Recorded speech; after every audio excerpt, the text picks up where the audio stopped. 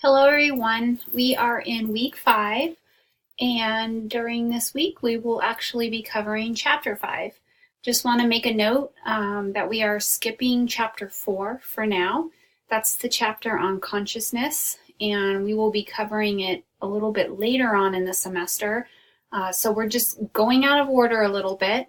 I think that everyone who teaches intro psych likes to do it in a different way and in a different order that makes sense, and this is kind of how I prefer. So we'll be talking about learning in chapter 5, and this is a really fun chapter.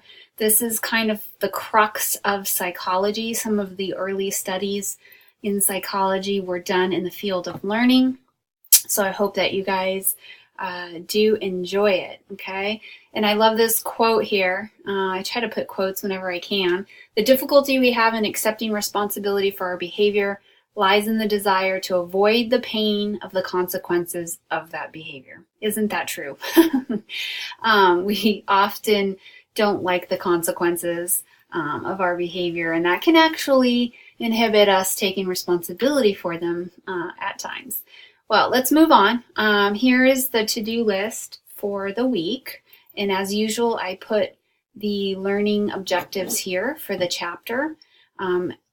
Pretty much if I were to break the chapter up into sections, what that would look like is the first kind of third of the book deals with classical conditioning, okay? So you're going to be learning all the components that go into that, all the important elements. You're going to be learning some of the early studies that were done in looking at how things about us, how our behavior can be classically conditioned, whether that be our emotional responses or things that we're have an aversion to. And then, so that's like the first third maybe of the book. Then it gets into operant conditioning, which is, the work of Skinner. So whereas classical conditioning is Pavlov and his dogs that you all probably have heard of at some point in your life. Here we have Skinner, and he deals with operant conditioning, which is basically using reinforcement, okay? How do we reinforce a behavior that we want to see continue? And he spends some time on how we would go about doing that there are different things that we can use that have reinforcing power, okay? And that might bring about positive or negative reinforcement, so learning the difference between that. Anytime we're using reinforcement and how we do it, i.e. the schedule of reinforcement that is employed, what we're hoping to achieve is that behavior continues, okay? So we're going to make sure that that behavior continues whether we give them something for it or we take something away to achieve it. Then he gets into punishment, which is basically making sure a behavior does not continue. You want to extinguish any kind of a negative or undesirable behavior. You would use punishment. So he kind of goes into some of the issues there, and he'll talk a little bit about the different stimuli that can be used that can enhance or limit operant conditioning. There's a little segment that talks, it's kind of like a carve out that talks about latent learning as well as insight learning. And then it sort of takes a lot of the above concepts and it applies it to now, how do we understand this idea of learned helplessness? What do we know about learned helplessness that now we're more informed in terms of how people learn to be helpless, i.e. depression, okay? So it's going to dive into that a little bit there. And then the last part of the book will conclude with observational learning, which is largely the early pioneering work of Albert Bandura. And seeing how we use models and models of behavior to drive our learning, okay? The slides for the chapter here. You're going to be watching all the videos in episode 7.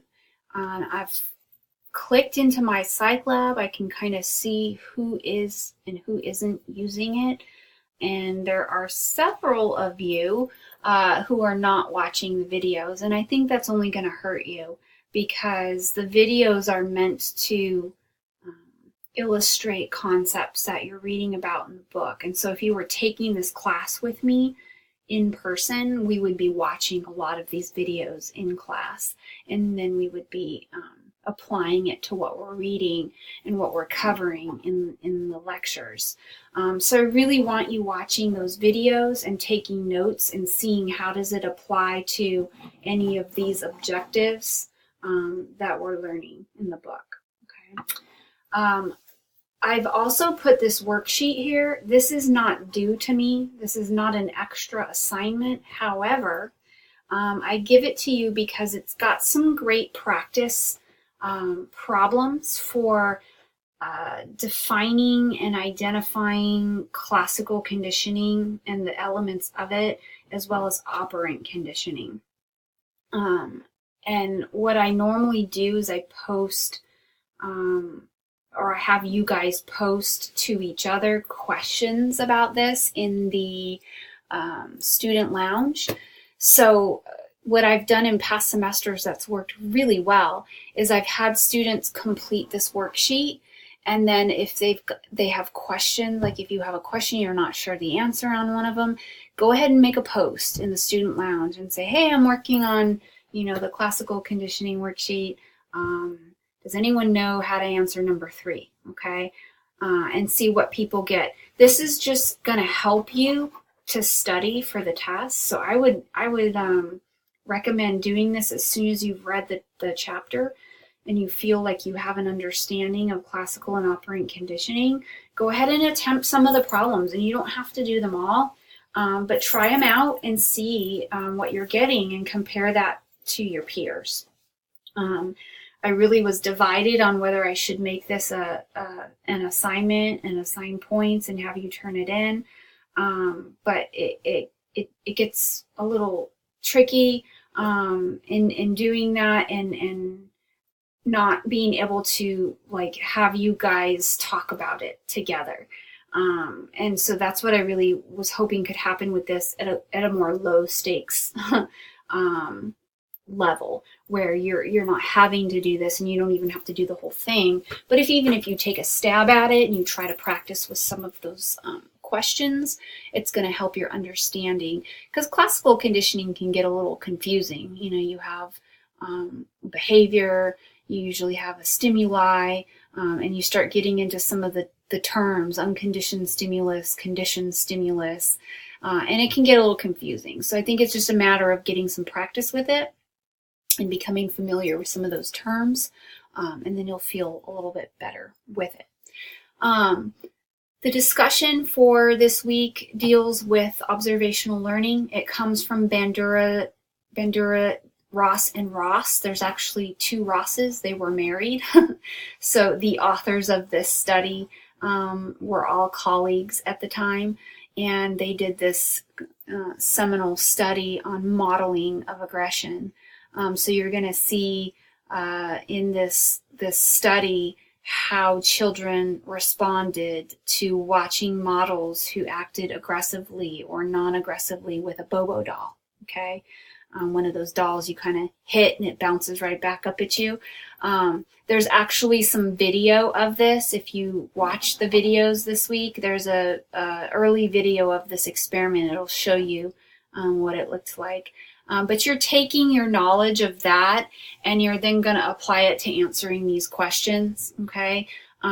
This was a study done in the 50s. How can we take this information that we've learned about how people learn by watching others, and how can we apply it to society today? What implications does it have for us now? Is this, just old news, or can this help us in understanding human behavior, and what kinds of relationships or other domains might this also extend to? Okay, so that's the discussion. You have a quiz on the chapter 5, and then you have an exam which covers this chapter and the chapter from last week, which was chapter 3, in And so that's kind of where we're at. If you have questions as you're going through the week, please feel free to ask those questions. Everyone's been really good about emailing when they've had questions, and so I just encourage you to do that. And also, I want to encourage you to use the Student Lounge, because a lot of times the questions that you have are questions other people know the answers to. And I'd love it just for you guys to be collaborating. A lot of what happens in the classroom is just cross collaboration between students, and how we kind of mimic that in the online class is through something like Student Lounge. So you can find that if you go into the communications tab, just to make sure everyone knows where it's at. You click on Student Lounge, and basically you're starting a thread, a discussion thread. If you have a question or something, you can post it there. And we'll get back to you, okay? So that's the week. Again, just let me know if you have any questions. Thanks, everyone.